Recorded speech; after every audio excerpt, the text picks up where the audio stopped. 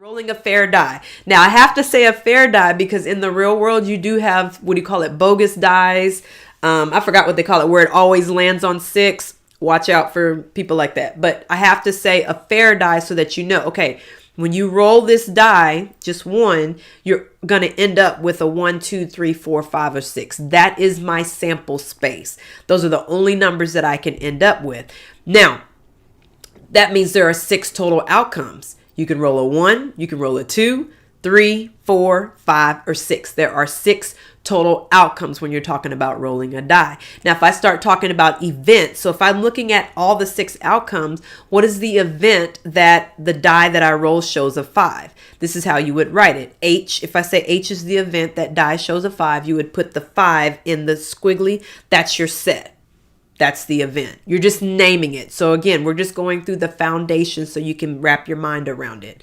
If I say the event J is the die shows a number less than 10, well, that's going to be 1, 2, 3, 4, 5, and 6. And notice that event J is exactly the same as the sample space at the top of the slide. So that means it's for certain you're going to roll a number less than 10.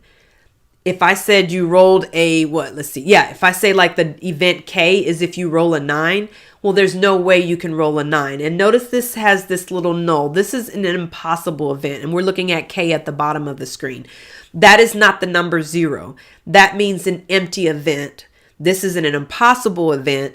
It just means it can't happen. So don't get confused with the null and the 0 or a blank, and a squiggly lines with it. I should have written that on there. This means a null event or it means an empty event. It's an impossible event and it cannot happen. Okay, so that's what that means.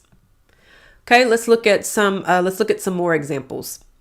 A die event E where the number shows less than 3. Well, that event would have 2 outcomes, 1 and 2. Because you can roll a 1 or you can roll a 2. If I say the die shows an even number, well, that's the event of rolling 2, 4, or 6.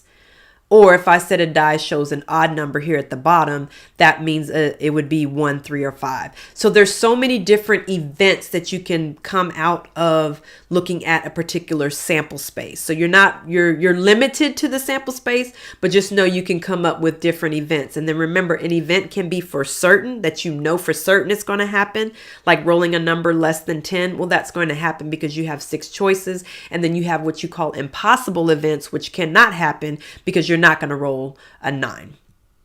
So because events are sets, remember we're writing them in these little squiggly lines. In math, that represents a set.